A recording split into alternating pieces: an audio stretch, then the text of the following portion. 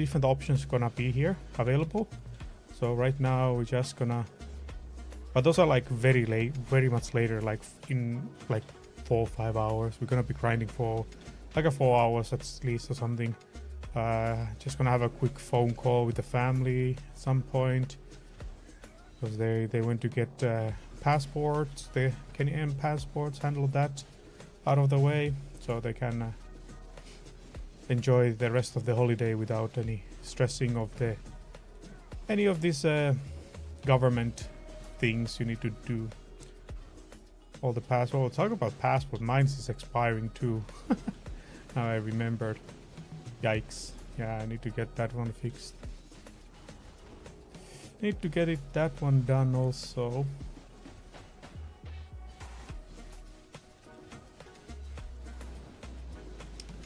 It's kind of like, it's like once in a while kind of a thing, but sometimes it feels like it's so annoying to do, because you have to remember to do it, otherwise it's gonna be extra work and everything.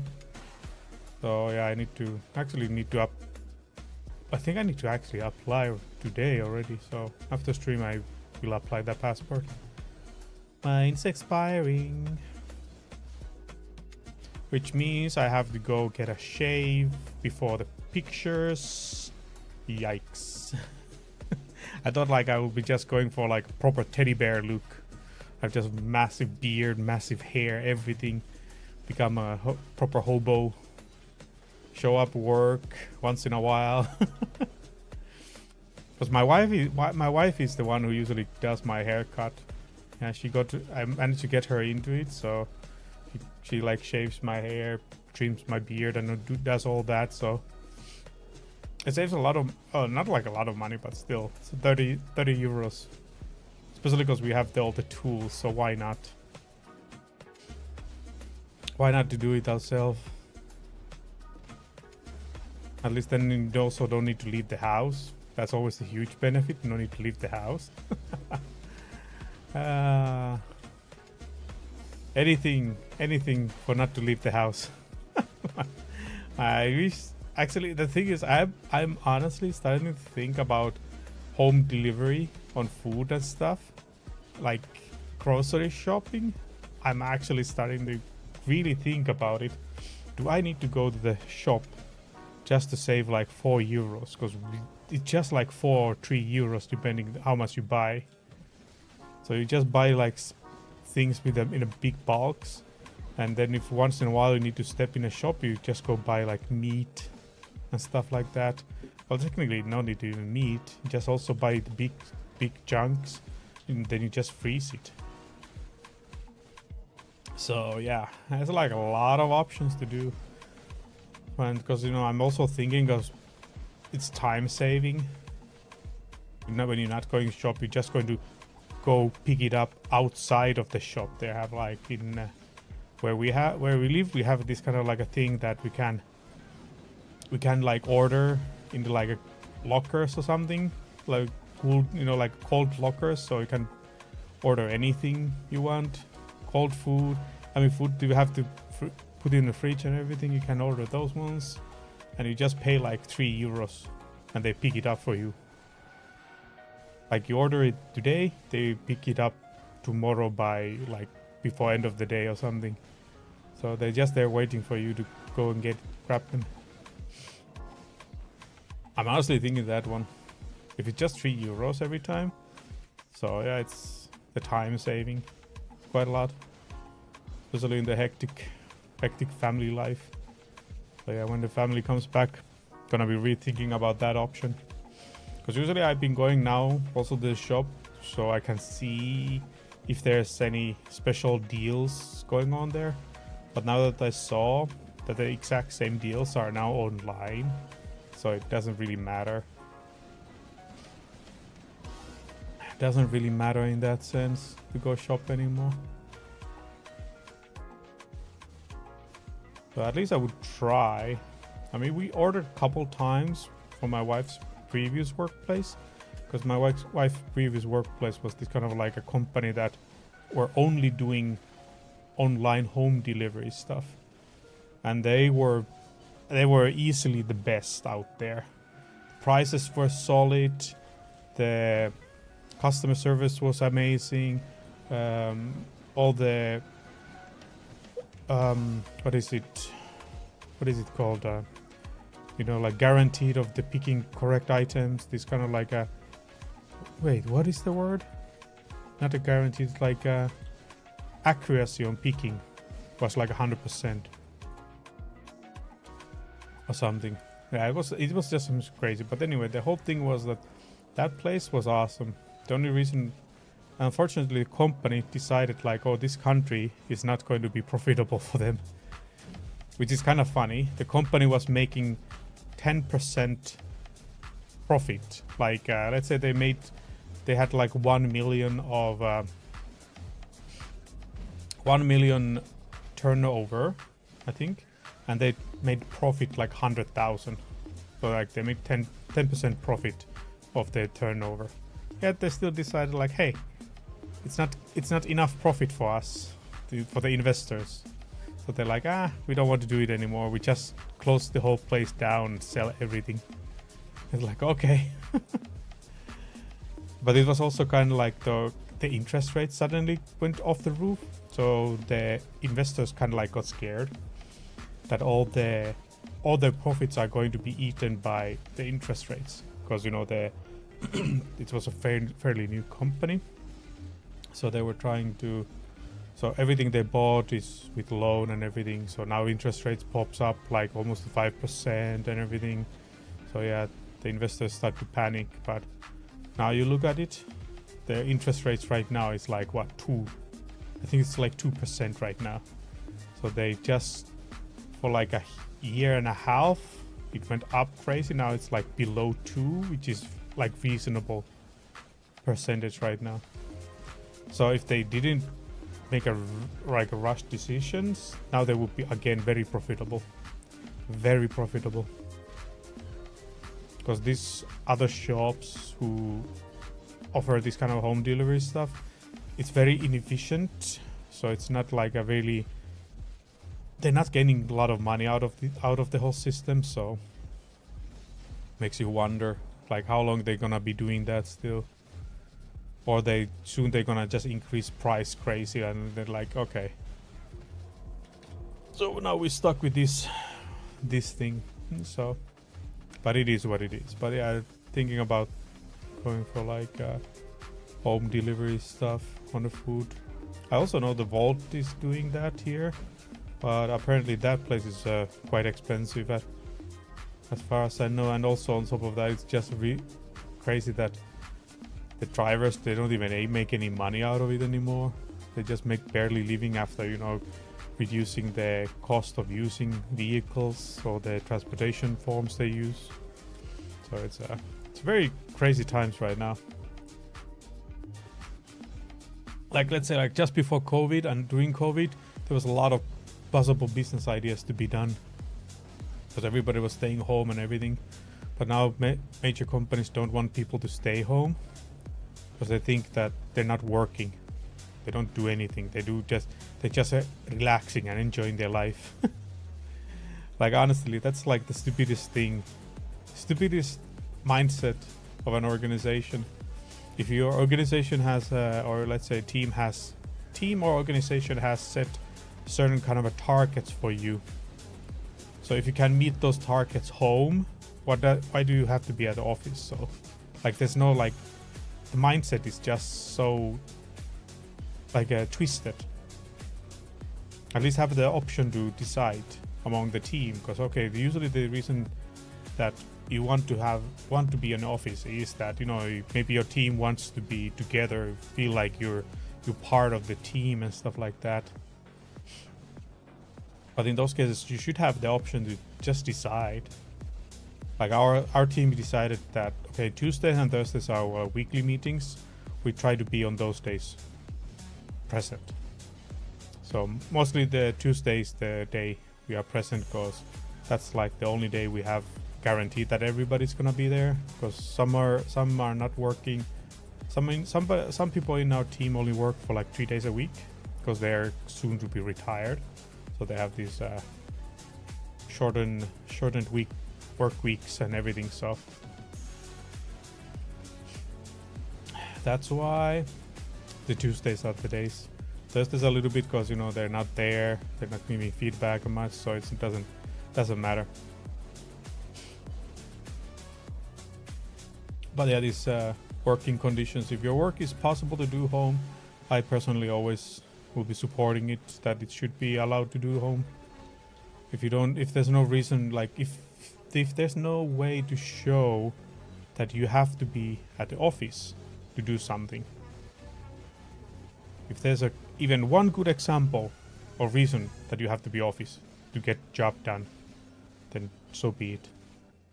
Like for example, good example is our job. Our job is very, we are on the phone quite often, so we kind of need the peace, the quietness. And also on top of that, if you think about like our team is like 10 people, all of us going to be speaking at some point of the day on the phone, and the office doesn't have like enough of this kind of like a quiet rooms. It's an open concept office. So in other words, when you're on the phone, you're gonna be disturbing everybody around you.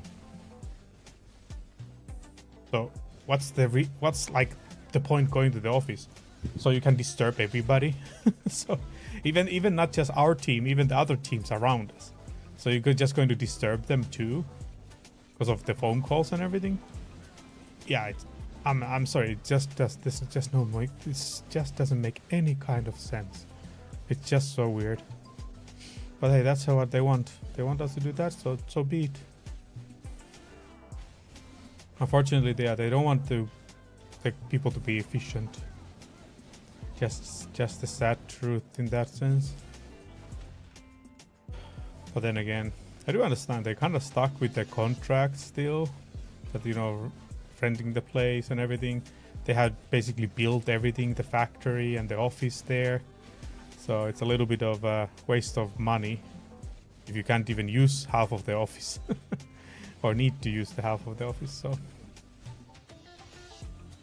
but yeah,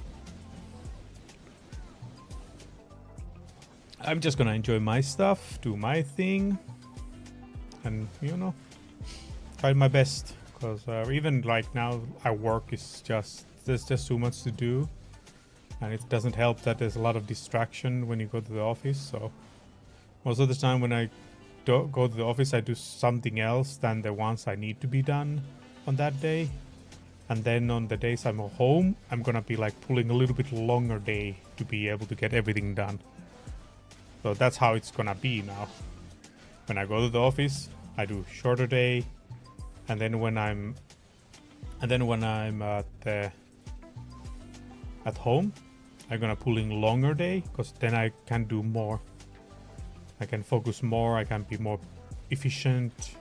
So then that's just how it's gonna go, you know. Office, do just the social stuff, maybe there's meetings, put those together, not stuff like that. And then home, you do just those intensive focus kind of job stuff. So sometimes my office days are very short.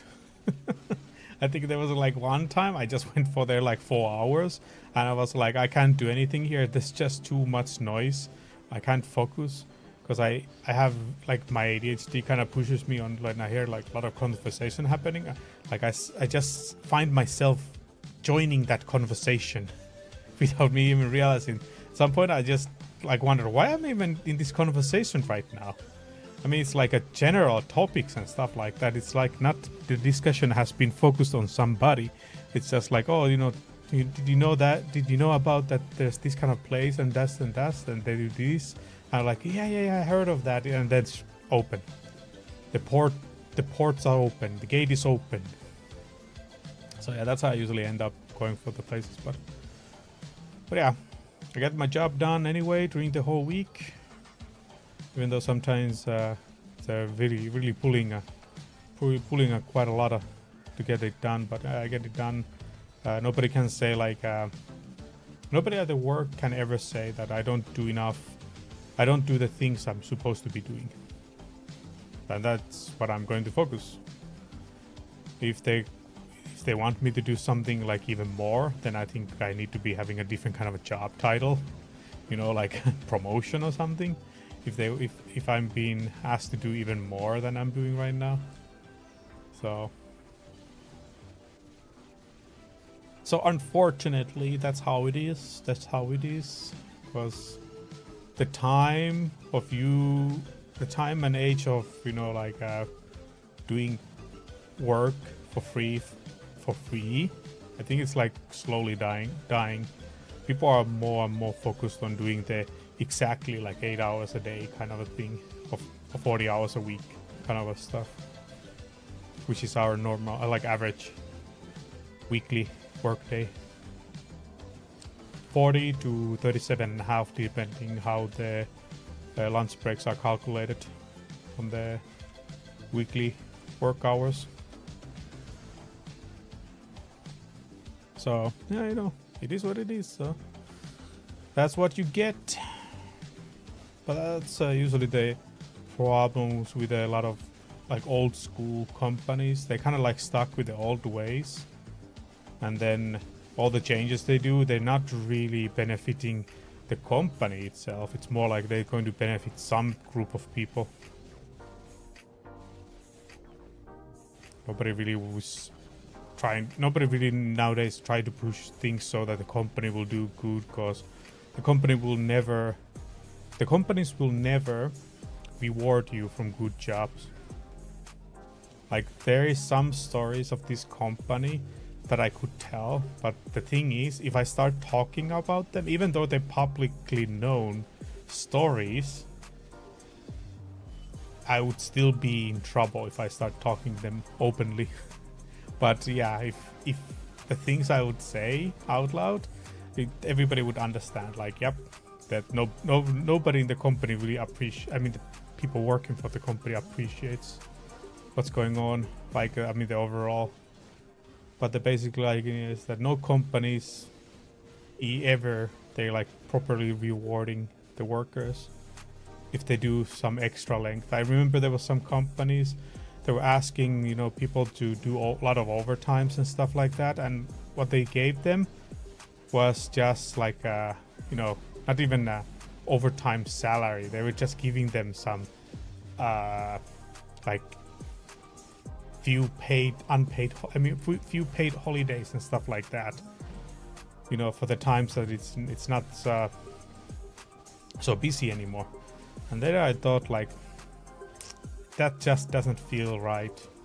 So you get few extra free days while you work your, you know, you pull out like 12 hours a day, maybe some weekends too, and then you just get 2 extra free days. Yeah, no, that's not, no. Just if you want me to do overtime, you just pay me that extra money. No, I don't want it as a holiday. No, I know my free time is important, but with the you know, if I can get an extra money as a, you know, overtime money and stuff like that, I can use that money to generate kind of like a money that will make my life easier in the long run. You know, like as I invest, I can like invest it well or stuff like that. So yeah, instead of giving me those extra few free days, that is also the fact that I cannot decide when I'm going to use them. Yeah, yeah, count me out. No, because if I want to have an extra 3 days, I want to decide when I'm going to use them. Like now, I'm going to have my summer holidays for December. I'm gonna have actually, yeah, we kind of like we agreed verbally with my boss already. I just need to fill out the proper what is it, the process of applying for holidays. So I just need to fill out the forms and stuff like that. So but basically, yeah, it's like 3 weeks from now. Let me see. So 1, 2, 3. Yeah, here 5th, 6th. 6th is Independence Day, and that's when my first holiday will be. And then I will be going back to work on 9th of January. Yeah, so that's gonna be solid Christmas holiday. Although there's not gonna be anything special for Christmas holiday because it's just gonna be me anyway. Like I said, my plan was to stream the whole Christmas, so we'll see how that's gonna go. I really hope that I can do it and nothing comes up.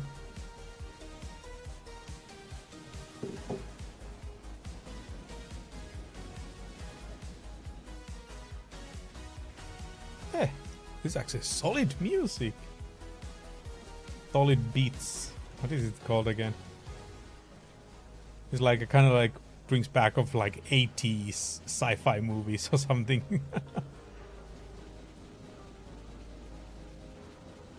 I will maybe not sci-fi movies, but some 80s synth music.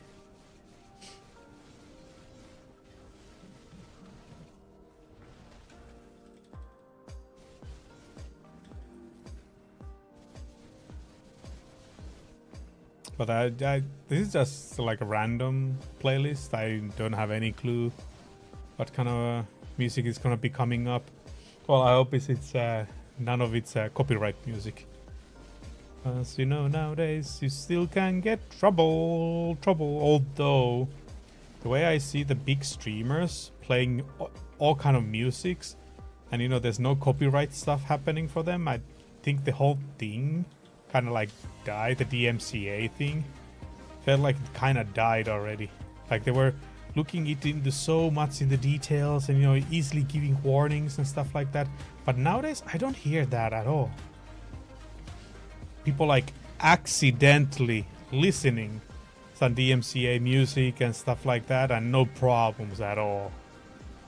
Or the fact that watching somebody's YouTube video, isn't that also a DMCA violation in a way? Somebody created something and you replaying it with just your face on it. It's completely fine. So it's very confusing that there's moments of things that it comes that people are very looking detailed on it. I mean, now looking like COVID restriction stuff. Beginning, people were looking very detailed on it, and then it just becomes so like nobody even cares now, even though there's restrictions. Unless they are trying to blackmail you money. You know, they hoping some bribery. That's a different thing. The love of it's always funny, the corruption stuff. It's always funny. Indeed, corruption is very beneficial for people who have money. That's for like, there's no like, it's crazy. I have experienced that one. The possibility of that, you know, you're kind of in a rush and you have that little bit money and just pay a little bit under the table and suddenly everything you get done like instantly. Otherwise they come up with all kind of excuses like, oh, you have to first go there, you have to do this, you have to do that, and then you just say like, okay, how much? And they just like, okay, give me 50 euros, and then boom, nothing. You don't need to go anywhere. You just wait there a little bit, and that's it. Everything's done. It's just crazy. Corruption is just so weird. But yeah, it is definitely corruption. The whole corruption thing became a thing because of rich people. It is just like that. If you're rich, corruption is very beneficial for you.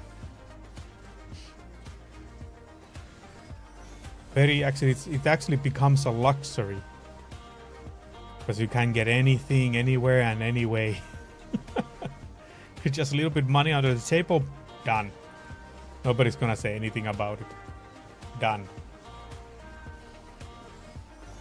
So yeah, no wonder like it's a very tricky thing. But you know, it is what it is.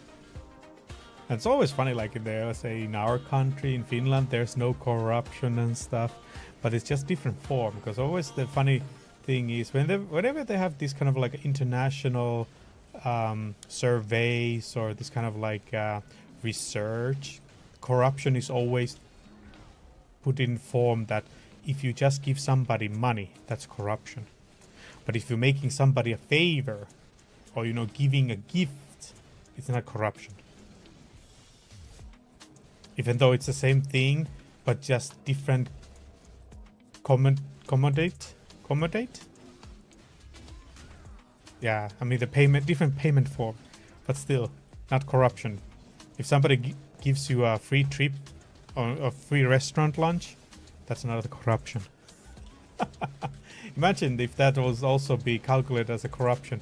How many companies are doing that? You know, like they take partners and all these kind of like a company. I mean, like people who work with them and stuff like that for free lunch and stuff like that. And like, yeah, this is just an appreciation of a good work. Keep it up. What do you think? Like, okay, after this, I give you a lot of food, drinks, you know, it'll make you very comfortable. How about we look into the deal a little bit differently now? Yeah, it's so funny. I remember the time I was in when I lived in Singapore, I went to do this kind of like a research in one country to check the factory, you know, like that it was in good condition and everything, you know, like the work ethics and all these kind of like no child labor, you know, checking these kind of like well, nowadays it's very common things, but back then it was not that kind of a thing. It was just some companies were doing it because it wasn't public that much. That actually a lot of places there is unethical working conditions and stuff like that, or it maybe was, I mean, it always been there, but public didn't really pay attention to it until like nowadays. Nowadays everybody's, oh, you know, if the working conditions are not right, if the salary is not right, you know, everything's problem. Yeah, but back then, yeah, I went to this one place, one factory. I was asking, I mean, you know, doing the routine checkup and stuff like that, and it was like some of the points were like, this is a little bit fishy. I actually don't know if that factory exists anymore. No clue, because I left that field of business a long time ago. But anyway, yeah, I remember back that time. I actually because, you know, it was like a full thing. They came to pick me up on the airport and everything. They accommodated me a hotel room and everything because it was part of the contract that the company's audits will come there. I was doing the auditing in the factory, and then so yeah, they took me a hotel. It was a very nice hotel and everything. And then at that time I was like wondering, like, what's happening? Like, why is there's somebody knocking the door like very late in the night? I mean, well, not like night, but quite late in the evening. I was like, what is going on? And then I was like looking like, oh, it actually was the guy who was giving me a tour in the factory. I think it was factory manager or something. He was at the door. I was like, what is going on? So I went to, I opened the door and, you know, politely asking like, hey, what's up, dude? You know, I didn't expect you to see you here. I was a little bit skeptical, like, what, am I going to get robbed or something? Because this is very out of, you know, out of nowhere. And the guy was actually like, no, you know, sorry to disturb you, stuff like that. But, you know, like, we were wondering, like, if you were enjoying your stay here, if there's anything we can do for you, you know, so, you know, that you see that everything is very good here. Like, he's like putting like a in between that I would give a good report and that, you know, everything is good in the place and stuff like that. And then it was like, you know, I can also arrange you some ladies for the night and stuff like that. I was like, okay. I was like, I have never experienced anything like that, and I was very like, okay, this is interesting. First time I hear this. But I was like, okay, I will think about it. But I'm good right now. So yeah. So basically, he was offering me some company for the night. I mean, for the night and for the rest of the stay, if I would give better, you know, like a better reports of the factory. I was like, okay. Yeah, that was my first experience of one form of corruption. I was like, and the fact that at that time I was like just 22 or something, so I was a very new guy, clueless about these kind of things. I didn't like I really didn't believe these things were happening, that it's just movies they happen, but it was happening there. I was like, okay, good to know, good to know. So yeah, it was a very, very interesting events that time, that work trip. But yeah, and yeah, I just gave the normal report. I just gave the normal report, but it wasn't like anything bad in that factory. It was just I think they just wanted us to give like a very excellent review or something, but everything was just good there. No problem with anything, but they really wanted to sugarcoat it very well, because I think like back that time, because it was still that time that, you know, a lot of Western companies were still looking into